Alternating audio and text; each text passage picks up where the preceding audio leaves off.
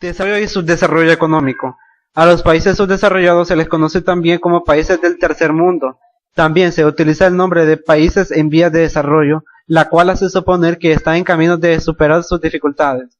Se entiende por países del norte a los países ricos. Casi todos están situados en el hemisferio norte, mientras los países pobres son los países del sur que ocupan la mayor parte del hemisferio sur.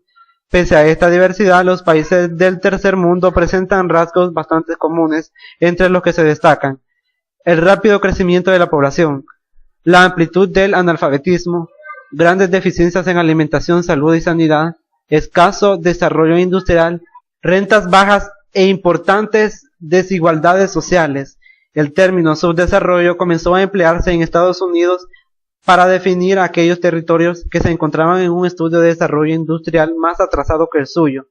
Las características del subdesarrollo económico son: desequilibrio entre la población y los recursos. Países con elevado crecimiento de la población que están en permanente situación de revolución demográfica.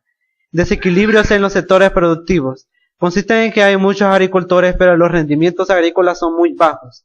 Recursos ociosos. Se trata de países en los que a veces hay yacimientos ignorados o recursos sin explotar como gas natural y petróleo. Subdesarrollo social. Desigualdades sociales. Hay grupos minoritarios formados por grandes propietarios y funcionarios de Estado y extranjero. Dualismo en el modelo de vida. Subdesarrollo político. Concentración del poder. Suelen tener gobiernos centrales con una ausencia importante de funcionarios locales. Dependencia económica. Se trata de países con una deuda externa creciente que practica un intercambio desventajoso para ellos. Principales tesis sobre el subdesarrollo. Tres son las principales teorías que intentan explicar el subdesarrollo. La primera lo ve como un estado de depresión económica, semejante a las grandes depresiones de la economía occidental, pero con un carácter permanente.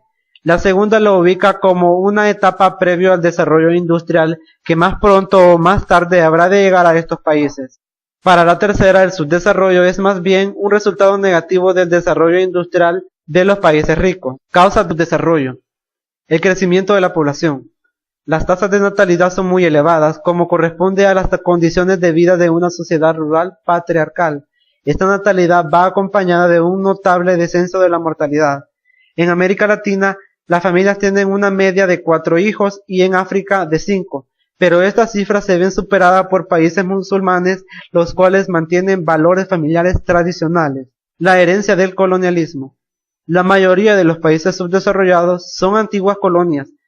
Las potencias europeas dominaron estos países y explotaron sistemáticamente sus recursos naturales en beneficio propio y a la vez que impidieron su desarrollo industrial para preservar así el mercado.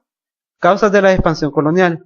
El desarrollo de la Segunda Guerra Industrial llevó a los países industriales a buscar mercados donde lograr materias primas y recursos energéticos. Las colonias también eran lugares donde las metrópolis podían invertir favorablemente los capitales en obras públicas como ferrocarriles. La población europea experimentó un crecimiento pasando de 300 millones en 1870 a 400 millones en 1914. Ese excedente de la población encontró una salida en la emigración de las colonias. El desarrollo de los medios de transporte y nuevas vías de comunicación, consecuencias del colonialismo. Las metrópolis dominaron la vida política y administrativa de las colonias. La economía de las colonias se organizó en beneficio de las metrópolis sin atender a las necesidades de la población indígena. Se mejoraron los transportes como puertos, ferrocarriles, carreteras, pero solo con vistas a obtener más beneficios. Se introdujeron costumbres y formas de vida europeas, mientras que las indígenas fueron menos valoradas o despreciadas. Hubo aspectos positivos como la introducción de la medicina moderna y la eliminación de la esclavitud. ¿Qué es el neocolonialismo? Es el dominio económico que ejercen los países desarrollados sobre otros no desarrollados. Se trata de la nueva forma encubierta del colonialismo. Se le controlan sus mercados de producción de materia prima. Se les obliga a practicar un intercambio desigual en superficie. Se produce una dependencia tecnológica de otros países. ¿Cuáles son los fundamentos del neocolonialismo? El neoliberalismo se basa en dos ideas. Una es la máxima defensa del mercado. Se defiende el poder que deben ejercerse las leyes del mercado. La otra es su oposición al papel regulador del Estado. En la economía no debe intervenir el Estado. Balance de las políticas neoliberales a escala global. Actualmente el desempleo experimenta un aumento espectacular. Las diferencias entre ricos y pobres cada vez son mayores. Se practica la corrupción para conseguir sus objetivos. El intercambio desigual. Los países subdesarrollados necesitan importar productos industriales, especialmente maquinaria y tecnología. Los productos industriales aumentan de precio a medida que aumenta el costo de la mano de obra y de la técnica, mientras que los productos naturales mantienen precios bajos. El hambre en el mundo. Los países del norte consumen el 40% más de lo necesario y se ven afectados por enfermedades propias de la sobrealimentación. En los países del sur, según datos de la FAO y del Banco Mundial, unos 500 millones de personas, una de cada 10 personas del planeta, pasan por hambre e ingieren una cantidad de alimentos inferior a la mínima necesaria para conservar la salud y mantener el peso corporal. En muchos países del sur, la dieta se basa en solo alimento. En China, arroz, y el sudeste de Asia, maíz en gran parte de América Latina, trigo en Pakistán y Afganistán, mandioca en parte de América del Sur y sorgo en África. Los países industriales como China, India, Corea del Sur, Taiwán, Singapur y Malasia en Asia Oriental y Brasil, Chile y México en América Latina se han convertido en pequeños dragones. Los países menos adelantados son 50 países del África Negra, que son población de 500 millones de habitantes que forman el llamado Cuarto Mundo. Es el de los países más pobres del planeta. La Conferencia de las Naciones Unidas sobre el Comercio y el Desarrollo, UNCTAD, publicó un informe anual sobre esos países. Se caracterizan por tener una renta per cápita inferior a los $500, un peso relativo de la producción manufacturera en el PIB inferior al 10%, y una tasa de alfabetismo de adultos inferior al 20%. Los países menos adelantados son ordenados de menor a mayor Producto Nacional por habitante, y son Etiopía, Bangladesh, Nepal, Mozambique, Myanmar, la antigua Birmania, Tanzania, Sudán y Yemen. Los rasgos principales de sus economías son un nivel muy bajo de comercio exterior, una dependencia extrema de la venta al exterior, una falta de servicios en educación y salud, baja esperanza de vida al nacer y alta tasa de analfabetismo y elevada mortalidad. Muchos tienen alto riesgo a desastres naturales, tales como ciclones, terremotos y desertización. La situación de los países más pobres del mundo es que han recibido una ayuda del exterior insuficiente por las políticas interiores poco adaptadas a las necesidades más urgentes, por un marco internacional desfavorable, definido por los problemas de la deuda externa o la caída de las cotizaciones internacionales de los principales productos primarios. Los nuevos países industriales integran un grupo de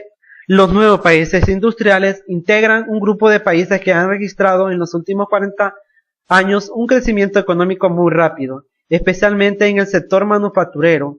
A este grupo comprende a los países de China continental, India, Corea del Sur, Malasia, Taiwán, Singapur, Chile, Brasil y México. Factores del desarrollo de Corea del Sur y Taiwán. Una agricultura dinámica gracias a una reforma agraria que contribuyó a la industrialización. La ayuda estadounidense suministrada al ser países situados en la frontera de la Guerra Fría. Un Estado intervencionista en el sistema financiero, a la actividad exportadora y a la política industrial. La superación del subdesarrollo. Los principales objetivos de la planificación para alcanzar un desarrollo sostenido, señalados por los economistas Paul Barichov y Osvaldo Bunker, son controlar la expansión demográfica, fortalecer la agricultura. Estos países deben conseguir un grado de autoabastecimiento, con lo que limitaría su dependencia al exterior. El aumento de la producción debe conseguirse por medio de la introducción de nuevos métodos de explotación, una adecuada selección de semillas y de un capital mínimo para poder comenzar la nueva forma de agricultura.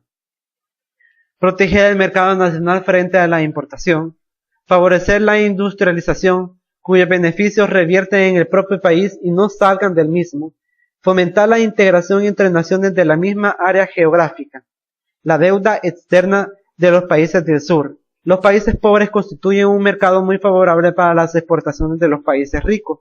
Las grandes empresas multinacionales invierten en algunos países del tercer mundo para aumentar sus ganancias, explotando materias primas y utilizando su abundante mano de obra barata. En 1970, los países con deuda externa debían en total 68.000 millones de dólares, pero al subir los intereses, a fines de los años 70, esa deuda subió hasta los 577.000 millones de dólares. En los años 80, los países no desarrollados pagaron 1.300.000 millones de dólares en concepto de intereses, pero los intereses habían alcanzado tal magnitud que la deuda se hizo impagable. Los países mejor situados actualmente son los países exportadores de petróleo de ingresos altos, porque han acumulado muchos petrodólares. Los productos por los que obtienen ingresos los países no desarrollados son materias primas cuyos precios no suben, sino que mantienen o bajan. Cuando sube el dólar, también suben los ingresos que deben pagar los países endeudados. Consecuencias de la deuda externa: reducción de los gastos sociales en educación y salud en los países deudores, cierre de las empresas locales que no pueden competir con las empresas multinacionales extranjeras, reducción de las inversiones extranjeras por la inestabilidad económica de estos países. La explotación indiscriminada de los recursos naturales en estos países ocasionan un deterioro de su medio ambiente. Agricultura se especializa en monocultivo para la exportación. Emigración de jóvenes hacia los países desarrollados.